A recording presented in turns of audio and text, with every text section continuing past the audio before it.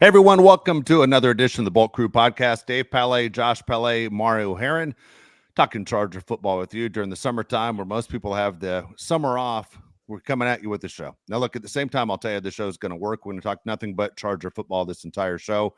At the same time, we need your help. We want your comments, anything you have as far as questions. As we throw a topic up, feel free to join in on your opinion on those topics. We're going to read them on the side.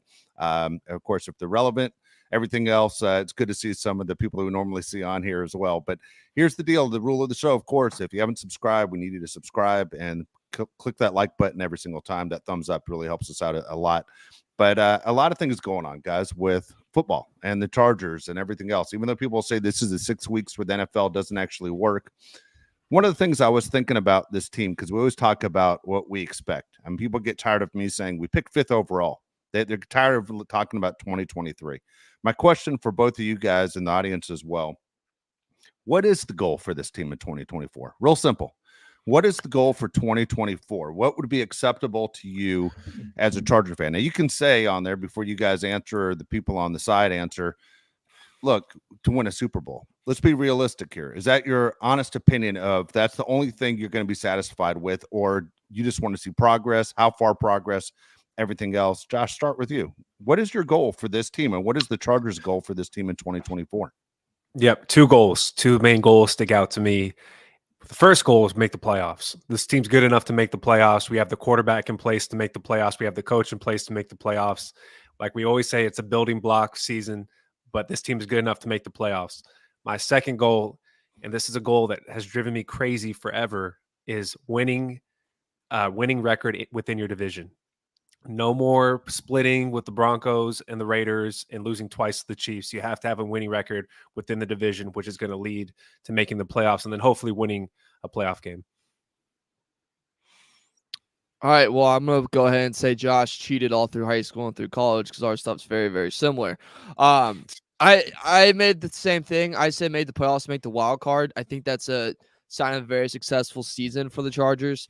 Definitely a goal I think they should have in place just because of that schedule. That schedule is pretty weak. There's a tough stretch, yes, I know, of the AFC North teams. And we have the Super Bowl champion we face twice a year.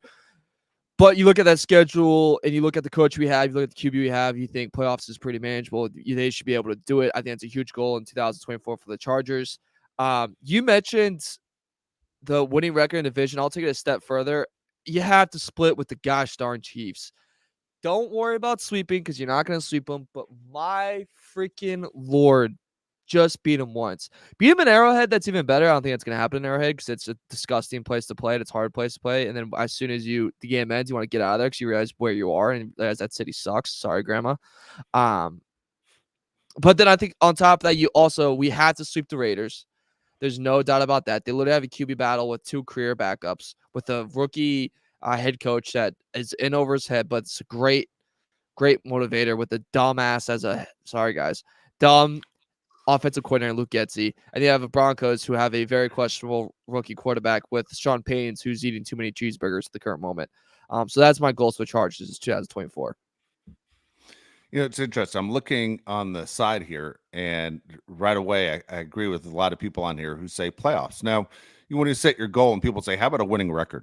Guys, how about 500? You know, there's some people say if you're 500, obviously you improved. Other people are saying, let's win some close games. I want something that I'm going to remember from the season. So even winning inside your division, you know, I understand what you guys are saying. Yeah, that's a big plus. But at the same time, where were we a few years ago? Just a few years ago, you're coming off a loss to Jacksonville. For me, my goal for this team is to win at least one playoff game. Now, I don't expect the Chargers to win the AFC West this year. And we can sit there and be fans of the team as much as we want and root as hard as we can. But whether you're the Chargers, you're the Broncos, you're the Raiders, you're still in the division with the best team in the NFL. You're in the division with the Chiefs. Don't look like they're slowing down anytime soon unless, you know, an injury happens. I'll say God forbid to show I'm not cheering for an injury, but okay. If it happens to the Chiefs, it happens. I honestly don't care. I hate when people say, oh, we don't root for injuries. I tell you what, I don't root for injuries, but when a star player on the other team can't play, I'm very excited by it. I'm not going to lie to you. I enjoy that part. When a star player on another team's not able to go, hey, that's good for us. All I care about is us. Let's worry about this side of the block. And so for me, guys, it comes down to I want to see a playoff win. I want to see a step in the right direction for the Chargers, and that means not that disappointing, embarrassing loss where you had that huge lead and everyone turned their TV off and then found out the next day the Jags won that game. I want to see Jim Harbaugh make a stride that big to say not only are we in the postseason, but we're at least to pull off one win. Is that am I crazy on that? No, you're not crazy at all. And if you have a quarterback like Justin Herbert on your team, you expect him to win a playoff game. As Charger fans, doesn't it drive you crazy when people throw that in your face? Well, Justin Herbert's never won a playoff game. All right, this is going to be the time Justin Herbert gets a playoff win. I think the AFC West the AFC as a whole is top heavy. I don't think it's a very strong conference. I think the Chiefs are very good. The Ravens are pretty good. And then the Chargers are right there in the thick of things with the Texans. I know everybody is talking about the Texans all the time. They still need to prove it to me. The Texans and the Chargers, I think, aren't far apart. I'd say the Chargers and the Browns aren't far apart. Chargers and the Steelers aren't far apart. Bengals are a team that people are going to throw ahead of the Chargers. Hold on a second. The Bengals cannot stay healthy. Everybody talks about the Chargers' health issues. The Bengals are right there with the Chargers as a team that can never stay healthy. Don't write off the Chargers for winning a playoff game. I think it's definitely possible. All right, this is when the chat's can go against me. Okay. I don't think they win a playoff game in 2024 at all. I don't think they do. I think they make it in there, but I just do not think they have enough to win a playoff game. I think a lot of that comes in regression of Harbaugh's been out of the NFL for a very long time. Playoff football is a little bit different than regular season football, and that could come back and haunt him. I understand Super Bowl appearance. I understand college football championship. I understand everything. I understand it's been the big moments. I get all that. Thank you so much for the message. I'm just saying that this is a team that has some talent, but not a whole lot of talent. And, what if in the wild card they face an AFC North team? Let's say they face the Bengals, and Bengals are fully healthy. That's a loss because they say Ravens win a division. I'm just playing facts here. What if they face Shane Steichen and the Colts? Shane Steichen's a very good head coach. Do I think they beat the Colts? Yes. But again, what if that's Indianapolis? And maybe that's a hard place to play. Who the freaking knows? I don't trust that we can just walk in it anywhere and win one. What if we face the Jets and Aaron Rodgers is the Aaron Rodgers that we know him to be? What if? And then they're healthy. What if? What's going to happen? What if we have the Dolphins and our secondary can't be up to par? McDaniels was having himself a heyday all over our defense. I know it's under Jesse Minter now. It's a different story. I'm just saying it's going to be a lot to go on, and I'm just preparing to get egged on in the chat, and that's fine. Chat, go nuts. Attack me personally. All right. First of all, you aren't crazy in what you say. I mean, what I always say, you want to figure out what the truth is. Look at the odds. Vegas isn't in the business of losing money, right? So if you look at the odds, Mario is 100% right on what he says. Going back to what Josh says, and this is where, as a fan, this is where I'm going to speak to you at. Josh is right. The separation of these teams is not big. Anything can happen at any time. And it sounds ridiculous to say any given Sunday, but I'm telling you, when you have a talented coach and quarterback tandem, you can beat anybody. And honestly, I believe this Charger team would not surprise me with a lot of these matchups they have here. So, Mario, Josh, there are certain teams, I wouldn't want to face in the postseason. But at the same time, I don't think those could be right at the beginning, meaning I'll take my chances with the Colts and with the Bengals and the Steelers and the Browns. Every one of those teams, I take my chances. The Jets, the Bills, even. You want to go on and on. The team that would scare me would be a team like the Ravens would scare me a little bit, right? A team that matches you a little bit for what you are, and that's being physical. The Steelers, I don't think offensively do I trust the Russell Wilson quarterback situation. Whoever that could possibly match up against, I like where the Chargers are at. I honestly do. And the Texans might be, believe it or not. I mean, it's so funny how things turn so quick. The Texans might be one of those teams that you go, they learned their lesson last year against the Browns. That is one team you definitely do not want to face. But more than likely, Texans are winning their division, and who knows what goes on down the line. But I think Josh makes a good point there. I don't think the separation is huge. And then, as people will point out, if they haven't done so already, the schedule benefits the Chargers to make it to the postseason, right? This is a schedule that should benefit the Chargers. Outside of having to face Kansas City 2 of those 17 games, this is a schedule that benefits the Chargers. With having Jim Harbaugh as your coach and the schedule the way it lays out this season, there's a very strong possibility the Chargers do make the playoffs. That's just the facts. And when you bring up the Ravens, I don't disagree with you. I think the Ravens are top 3 team in the NFL. The last guy that John Harbaugh wants to face is going to be Jim Harbaugh. He's not going to want to face his brother. When you know that the guy on the other sideline knows everything about you, it has to scare you. I'm going to compare it to Kirby Smart and Nick Saban. The last guy either one of them wants to see is Kirby Smart or Nick Saban because they know everything about each other. And for CJ Stroud and the Texans, I know everybody talks about him like he's the next coming of Jesus himself. The sophomore slump is a very real thing. I could totally see the Texans being a disappointment this year and still making the playoffs, but not being a juggernaut like everybody's writing them off to be. There's tons of questions with the Buffalo Bills. I definitely think they're not as good as they've been. I'd say the Chargers are actually better than the Buffalo Bills. The Miami Dolphins have tons of questions on whether they can stay healthy as well. How good is that team as a whole? You got the Browns. I mean, do they have a quarterback? Nobody knows what Deshaun Watson is anymore. The Chargers are right there, man. I think as fans, you have to consider the Chargers as a strong threat. Mario, can you put up the comment by Tom Honecker? I love what he wrote. Yep. Honks, you're up. All right. So he put in a comment, everything that has given me headaches and pain for the last number of years. Protect Justin Herbert. We have one of the best offensive lines in the league. I think that's definitely we're going to prove on. Affect the defense. This is the big question mark for me. Do we actually have DBs on this team that can cover anybody? I know we added Tony Jefferson. He's a tackler. He's not much of a cover guy. Are we going to be able to cover the strong receivers in the AFC? Being able to run the ball effectively. I think the Chargers definitely improve in that area because we have Greg Roman. We're going to have a real run scheme coming up. Get crucial fourth quarter stops. Yet to be seen. Chargers defense has been one of the worst at stopping teams in the fourth quarter. Being able to grind out the clock with the lead in the fourth. Chargers are probably right there as the worst team in the NFL in the last few years of holding a lead in the fourth and being able to run out the clock. Less injuries. I think the Chargers with the new strength and conditioning staff, you're going to see less injuries and then playoffs. Like I said, I think the Chargers are going to make the playoffs this year. There you go. I mean, what do you think? I mean, you're right. He listed a lot of good things, which leads me to the next question as far as when you guys said your goal for 2024. My question is, name one thing that has to happen for the Chargers to achieve their goal. What's one thing that has to happen? See, you got to stay healthy. You have to stay healthy. I mean, the Chargers' issue is the team you start with at the beginning of the year is never the team, even close to the team that you end with it at the end of the year. If you can protect Justin Herbert and keep him healthy and have an offensive line that is one of the best in the league, I mean, top half of the league, it's a playoff team. I think it's health and the health of others falls. You know, Dave, you kind of hinted earlier, like the Chiefs, like, you know, jokingly saying, I hope the Chiefs get unhealthy and you're messing around with that. But it's to your point, though, like that's a part of the year. That's a part of the season. What? Was I? Yeah. Fair. We were psychos over here. But no, a part of every football season, part of every, you know, sports is injuries. That's part of the game. That's why when you play Madden and you play NBA 2K, you turn off injuries because you don't want to be frustrated when your best player gets hurt, right? Like that's a part of the luck and a part of winning a championship is guys get hurt and who benefits from that. The Chargers could really benefit from staying healthy and other teams getting hurt. They could benefit from the Bengals still being banged up.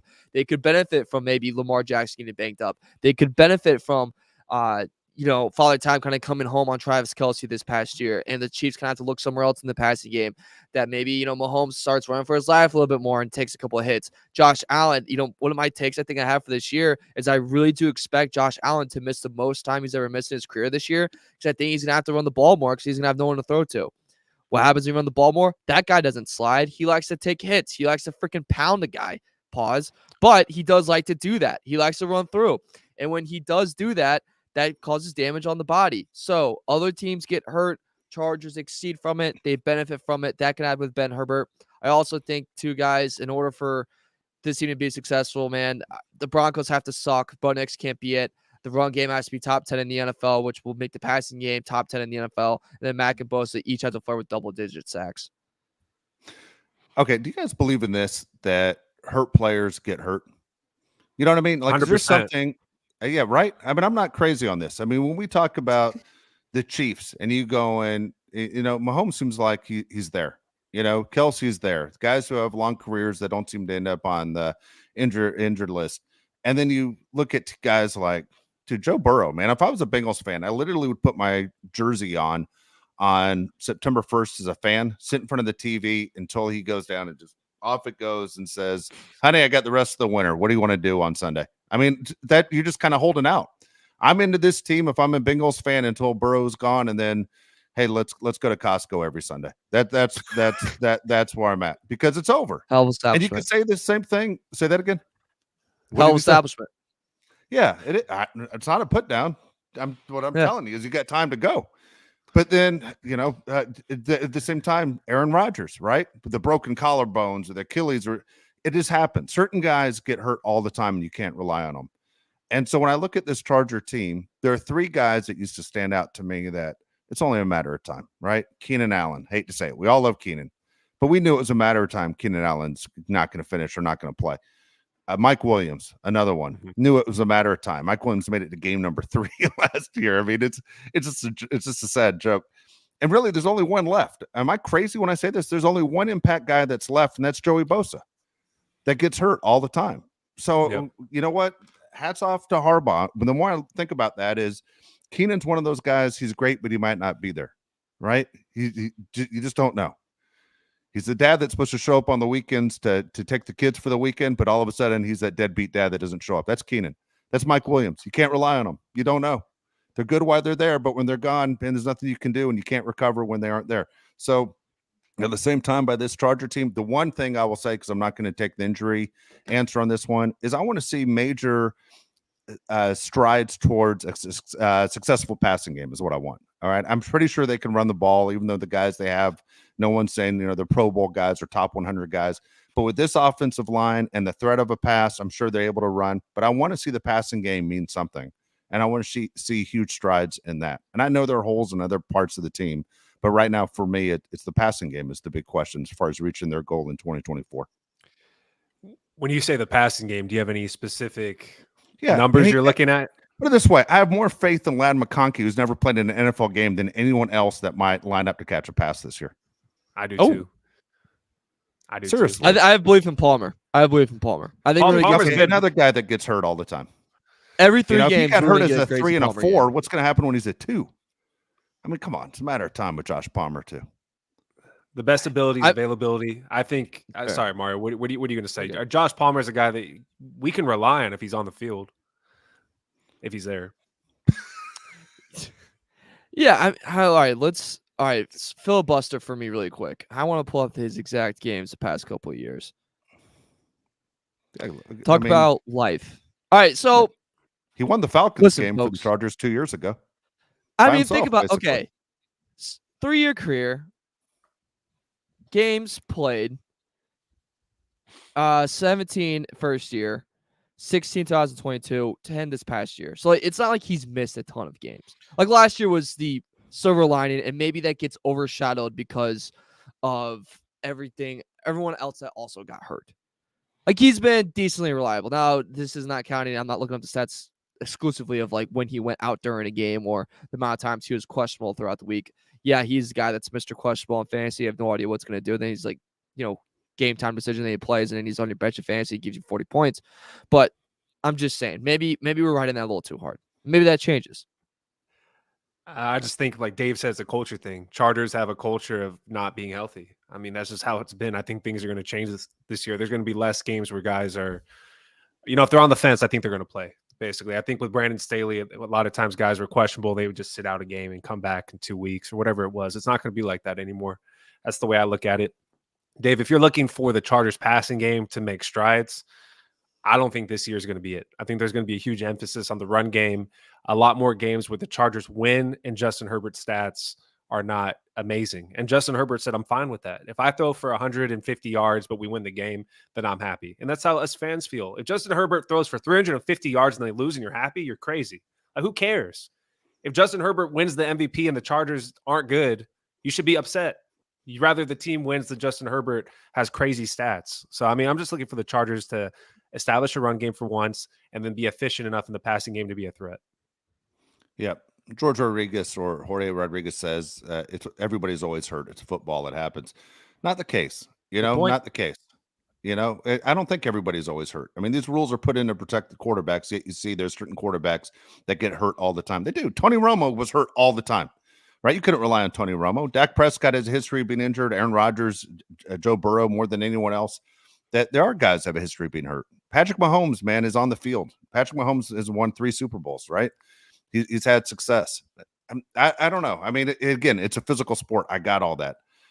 But it's designed to protect the quarterback. And even though Justin Herbert missed some time and he wasn't 100%, that was a regular to me football injury. That's the kind of stuff that you obviously you put a splint on and then you get back out, even though it took forever for his hand to heal, his finger. I've never seen an injury like that where it just took forever in the NFL. I don't know what happened. But so when you look at different guys and guys that you rely on, Eddie Ramirez, guys, Mari, can you put that up there?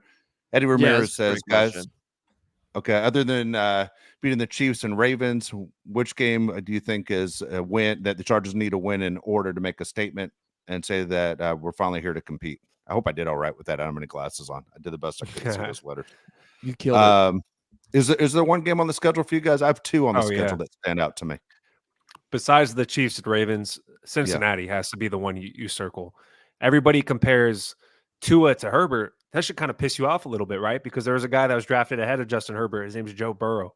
And that's a guy that's had more success than Justin Herbert up to this point. This is a statement game, not only for the Chargers, but for Justin Herbert himself. You definitely need to take down the Bengals. And it's a home game. So I'll go a different route. I'll go a different route. This game's earlier in the season. Before we face this team, right? We go Broncos, Cardinals, Saints. That should be 3 straight wins, right? So we go 3 straight wins right there. And as we have those 3 straight wins, we kind of circulating and people are like, wow, like, what's this Charger team? Is this Charger team going to be something? It's going to be a playoff team. And we face Cleveland at Cleveland. And I think that's a big game for one is, you guys remember last year, the Cleveland defense at home, 85 Bears, right? Like just freaking mauled you.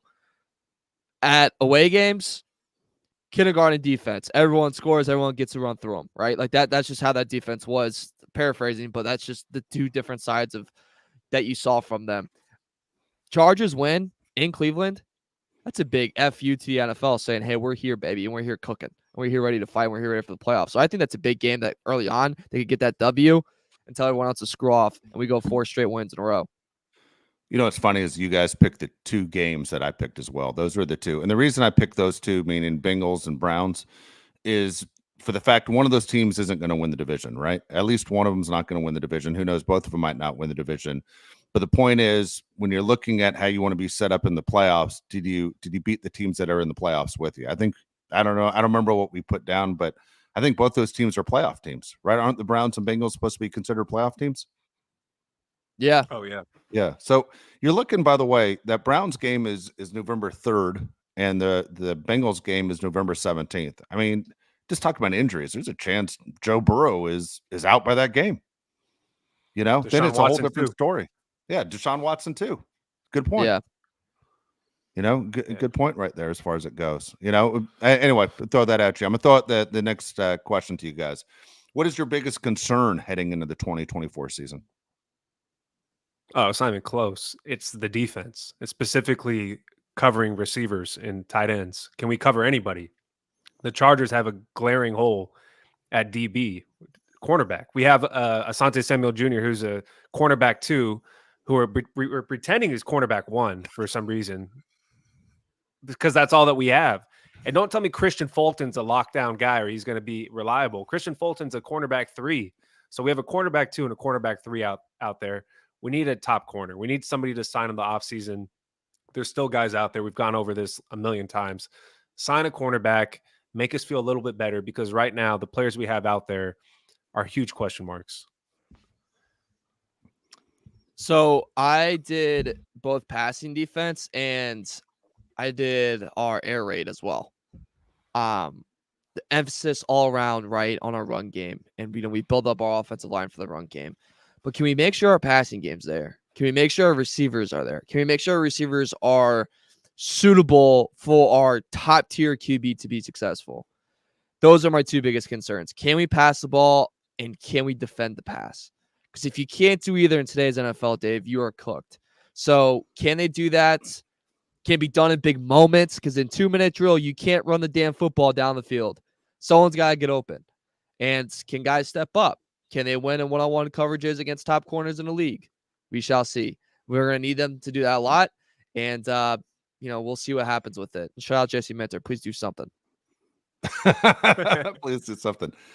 Look, I don't know who you point the finger at. I mean, let's say it doesn't work out in the pass defense. Josh, who you pointing the finger at? Are you pointing it at the general manager for not pulling the trigger on trying to get an established, cornerback from another team. I mean, obviously you weren't able to get what you wanted through the draft. So I agree with everything you guys just said, both of you. I was going to go defense on this one first. Look, I think right now when you look at that Chargers defense, how strong are you guys up front? I think people are pretty excited about what you have with the pass rush.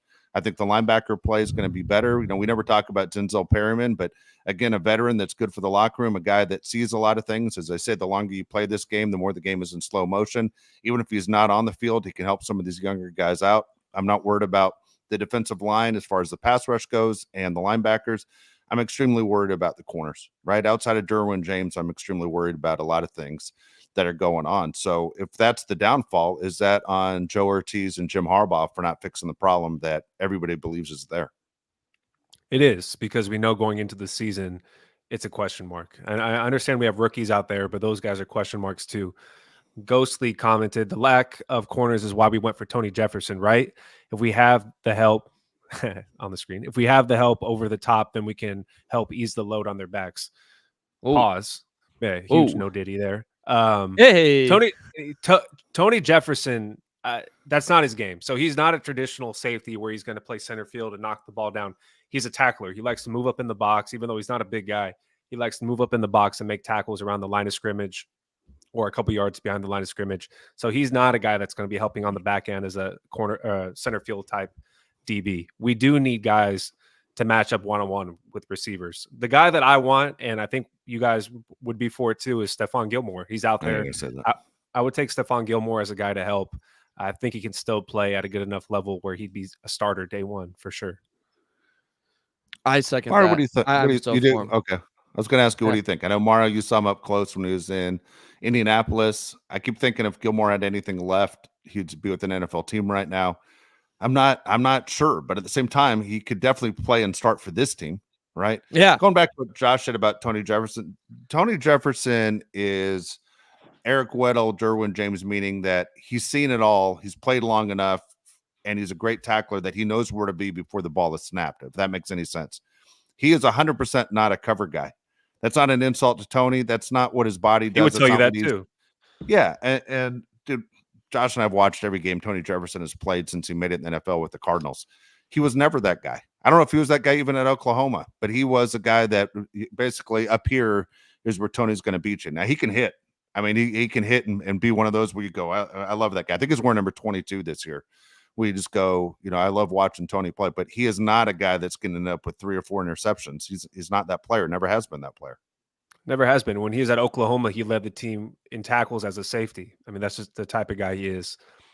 What other questions do you have? You have anything else? All right. Sorry about that. Sorry, I got tied up in there.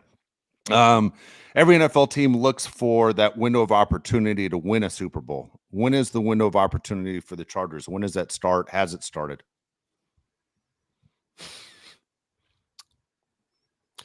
Well, I think the window of opportunity is always when Justin Herbert's on the team. That's how good I think Justin Herbert is. Realistically, with what we have right now, I think the window of opportunity is 5 years from what we're looking at right now, and that's just a guess. I think the Chargers this year are in year one of a building process where you're going to have a totally different team in 2 to 3 seasons than what you have right now.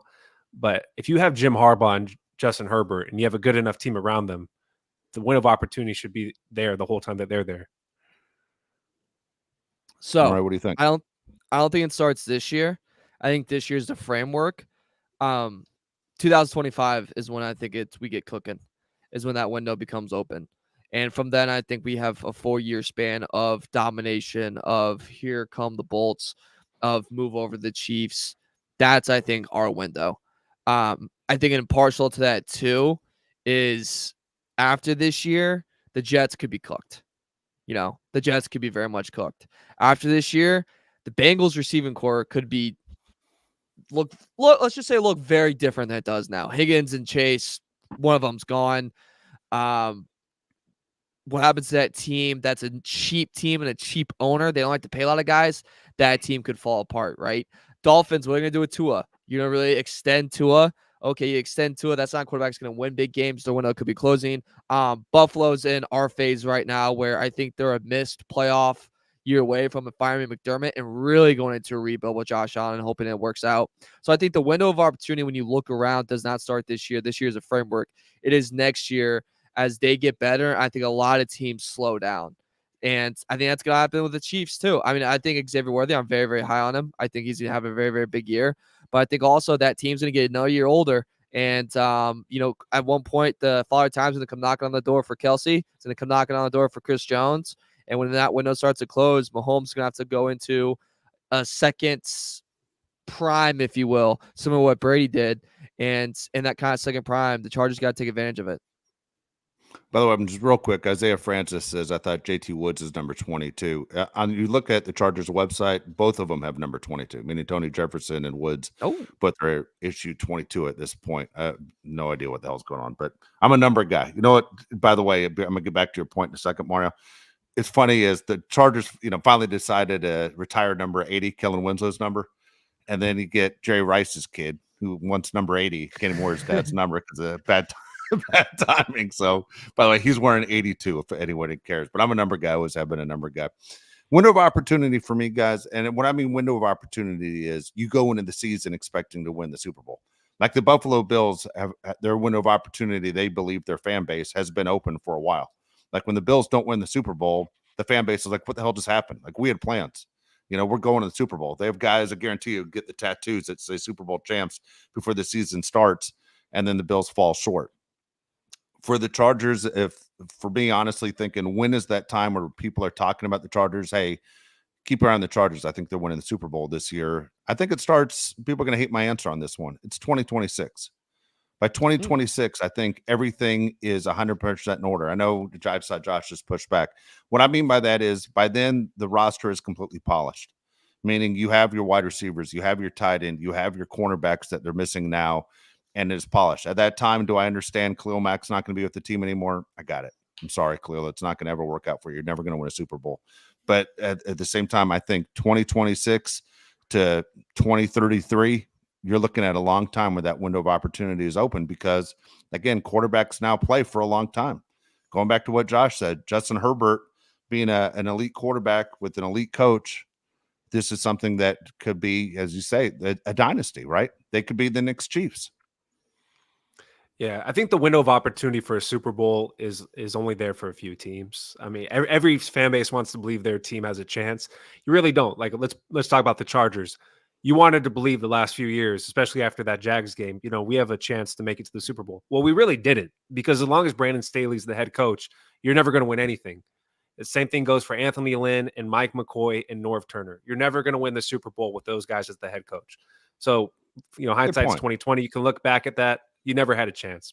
No, how many teams? That's a good point. How many teams? How many dip-ass coaches have fallen into winning a Super Bowl? Usually doesn't happen, right? I can't even think of one right now. Yeah, that's what I'm saying. I mean, it's never an accident. McCarthy. McCarthy locked in. Who was the guy that took over after John? Yeah, John Fox with the Broncos team. What was that guy's name?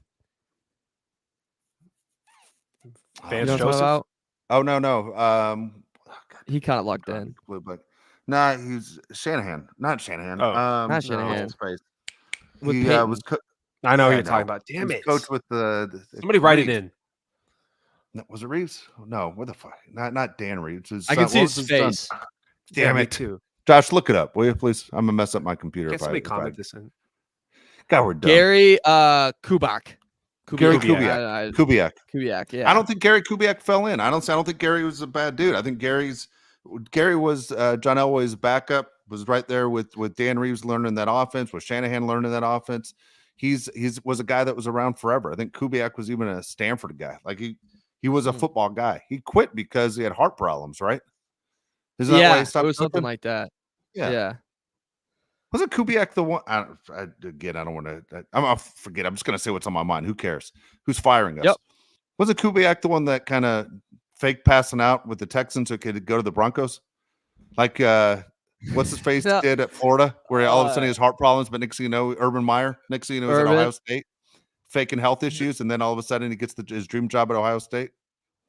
I mean, I don't know about faking, but there was something. I'm trying to remember. I'll look it up now. I remember he stepped away right from the Houston, and then he suddenly got Yeah. Just went to I the think he Broncos like right away. got lightheaded, or- had to take a knee on the field. All of a sudden, he's coaching. He was the Ravens Broncos. offensive coordinator for a year. Yeah. I'll look into it. Okay. You know, in professional sports, I like don't think coaching matters that much, except for football. Like I really do think the coach really matters in the NFL and college football. Like in baseball, I'm a Padres fan, unfortunately, and I watch Mike Schilt, and I'm like, this guy has nothing to me. He like has nothing to do with the wins, you know. And that goes for any baseball manager. Like I just don't think the baseball coaches have much to do with the wins and the losses. And the NBA, you look at Darvin Ham's. Me and Dave were laughing about this earlier. You look at Darvin Ham's. What's it called? Where he has the plays on it. The clipboard. The clipboard. Clipboard. Oh And it yeah, says- yeah. And it literally says, "Get the ball to LeBron." Like that's coaching. And then in the NFL, like there's so many things that come into play. Like your coach is a huge reason why you win or lose. And Brandon Staley, like I said, there was no way we were going to win. Yeah. Dude, in Yeah. hockey, the guys just wear a really nice suit, sit behind the bench. They don't do anything. I don't know what the hell's going on in hockey. I've never coached hockey, so I can't tell you. But it looks like they aren't doing anything. Like, think about I know we're diverting. The Panthers' one job was don't let Connor McDavid beat you. Well, the Panthers win, but Connor McDavid still wins the MVP trophy. You know? It's like you couldn't even do that. So first off, I think hockey benefits from the best coaching because you can't really look behind you in hockey, like to get the insights. Like they're just chirping you from the back. That's the best, right? Like football sucked being in a shootout because you're coming off the field and you just see it coming. And you're like, I'm cooked. Like they have the best way in terms of getting ripped. I will say, I think NFL is the most. I think NFL in college football, there's more. I'm trying to think of how I'm gonna say this, like more like hard, like I guess hard nose, if you will, like in your face. Like it's more coaching, where I think in other sports like baseball or basketball, it's more of handling personalities and just getting the right like system to work. Does that make sense? Do you guys get what I'm putting down here? Right there by Ghostly, Yeah. Phil Jackson, the triangle with MJ and Kobe, and he was a master at their personalities. I get it. Psychology. I totally understand. Yeah. it. Exactly. Psychology. Yeah. Pat Riley, Popovich, they all did it. I got it. Exactly. That's what I mean. Like, I think that matters more there because it's like your star player can get you fired in the NBA like tomorrow, which is crazy. Oh, yeah. But like the NFL, where I think it's a different ball game. Yeah. And shout out Phil Jackson, GOAT. Why are you laughing? That is. Yeah, why are you I laughing, just big guy? laughing that we're talking the coaches. Yeah, I agree with Josh though. I think the NFL coaching is everything. I think your head coach and your head coach has to be a head coach, right? I mean, you just mentioned a bunch of guys that have been lifelong assistants that when they got the job as head coach, they weren't a fit. You can name a million. Everybody can name 20 guys off the top of their head that weren't meant to be head coaches. You could just tell by their personality, their demeanor, right? Dude, all the Charger coaches before or after Yeah. Marty Schottenheimer up until now. Yeah. All of them. And all of them between Coryell and Schottenheimer. seriously, when you go cheap on a head coach, man, it never works out. No. Never. Not worth it. Yeah. Especially in football. Yeah. Yeah. No. That's it. All right, here we go. Last question of the day. Name 3 Chargers who need to have career years for the Chargers to win in 2024. That's a great question. It is a good question. Good job, Dave. Did you put these together or you copy them? No, I put them together. What the hell are you talking about? Good job. We It's a lot were of thinking not doing a experience right show. there. I did. Do you have an answer to the question? My 3 guys. Yeah. Ready? I have 3 guys I'll go up to you. that need to play above expectations. Okay. Justin Herbert, Quentin Johnson, Joey Bosa. I think mine are all different. Yeah, mine are all different than yours. Okay. Above Go ahead. expectations. Those 3 guys. All right, my 3. Gus Edwards. We He mentioned had that the run 18 game. touchdowns last year. What are you on? 20 touchdowns this year? Yeah. How many touchdowns you won? So All right, if he's doing that, I'm sorry. on a fantasy team round 1. I'm sorry. Did I attack you for your opinion? I'm No, in the 'cause it was Matrix right. right now, buddy. I'm in the Matrix right now. You say one more thing, and the metal's gonna come after you. Yeah, you took the wrong pill today, buddy. I like how you're holding the mic like you're doing stand up in Vegas. I'm gonna be honest with you. I think I like this better. It's because this desk is really like short and it's about as long as my what. And so it's really, really small. But like I kind of like holding the mic better. I feel like I have more power. I don't know why. Yeah. It helps with the ADHD, I guess. Anyways, so I think Gus Edwards, because this run game has to be monstrous, it has to be huge. Yeah, I understand a lot of touchdowns last year, but I think the rushing yards needs to be big. I think he needs to be top 5 in rushing. Like a guy to have a career year would be Gus Edwards to help out this offense. My number 2 is Joshua Palmer because I know everyone has this like X factor on Quinn Johnston, and everyone's talking about Quinn Johnston, and no one's talking about Palmer. I find that very, very interesting just because before it was Quinn Johnston, I would focus on a guy needed a big year. Remember when we first started this podcast, it was when is Josh Palmer's coming out party going to be? If it's in 2024, I think it's going to be pretty big for the Chargers. And the last one to me was, I think we're going to be on the same page with this one, Josh. Derwin James. We'll lead on that. We're not. Yeah, we're not. The reason why I didn't include Derwin James is because I just have an expectation he's going to play at such a high level every year that I'm not going to say like this year I think he's going to be so much better than before just because he's so good. Same reason why I don't have Justin Herbert in my list because I just expect them to be top of their position every year. So the 3 guys that I included were Quinn Johnston because people give me crap for saying his name wrong. I'm just going to say QJ. QJ has to have a big year. I mean, for God's sakes, dude, please be a threat. Asante Samuel Jr., because he's cornerback 1, he's going to get tested like crazy. I think he needs to have a huge year. And then J.K. Dobbins, he's a huge X factor. What is he? Is he going to be decent? Is he going to be good? Is he going to be great? If he's great this year and the Chargers have him and Gus Edwards, I think that's a really, really good offense. And those 3 guys would make a huge difference. Obviously, Joey Bosa. I mean, if Joey Bosa can be somewhere close to Khalil Mack, I mean, come on now. The defense you wouldn't have to worry about the pass defense as much because you're getting to the quarterback so often. You know, it's funny. You did mention J.K. Dobbins, and I mentioned that Bosa was the only one who has a history of being hurt. Obviously, there are 3 guys, right, on this roster that have a history of being hurt, meaning Bosa, Palmer, and J.K. Dobbins. J.K. Dobbins is taking it to a whole nother level. Like, Bosa looks like the healthiest guy on the planet compared to J.K. Dobbins. It's insane. But if J.K. Dobbins can play, like if he makes it to a regular season and plays the way everyone thought he was going to play coming out of Ohio State, honestly, God, it is the best free agent pickup in the entire NFL. I mean, Joe Ortiz should be the GM of the year if J.K. Dobbins can play 15 games because athletically he's supposed to have all the ability to do it. But man, I've never seen anything like it. Like you step on J.K. Dobbins' shadow, he is out. He's gone for 8 games with a promise that he's coming back and never comes back. I mean, it is insane how this guy gets hurt all the time. What's your you guys, expectations for him this year, stats wise? Say that again. Oh, what's your stats expectation? Not as games, but like stats wise for J.K. Dobbins. What would you expect? Dude, I'll just say this: if J.K. Dobbins plays in 4 games, that's a plus. Jeez. I'm not joking. I hope we have him on the pod. Come on, sometime. dude. That's way too low. Okay. Look him up. Somebody look up J.K. I know what he is. He's not around. Yeah, I know who he is. He's the corner the Chargers used to have that never plays. I can't think of his name right now.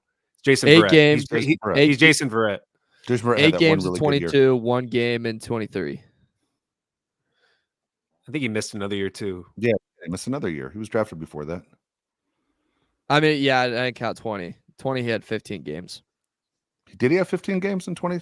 Yeah. What did he do in 21? I would dream for 20 games. 21, there's nothing. I think he's out for wasn't he out for the year in 21? Or am I stupid? So he missed 2 full years, basically. Okay. Yeah. I would honestly, man, J.K. Dobbins, if that dude can play, he's a huge difference maker on this team. He can play. I don't think that's the question. He can play, yeah. He's really good. I mean, good. health-wise. He just never plays. Yeah, if he can actually stay on the field. Yeah, he wants to be on the field. I got it. I'm not calling him that the guy's, shirking his responsibility. I'm just telling you, he just is that guy. As we said, hurt players get hurt. Yeah, this is my statistical expectation for J.K. Dobbins. I'm assuming he plays half the year.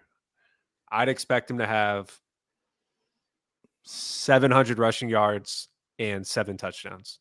If he plays like 9 games. That's how good I think he's really good. He is. And I think the offensive line run game is going to be pretty good. Yeah. So the most yards he's ever gotten in a season was 805. I'm going to aim for 500 yards for him.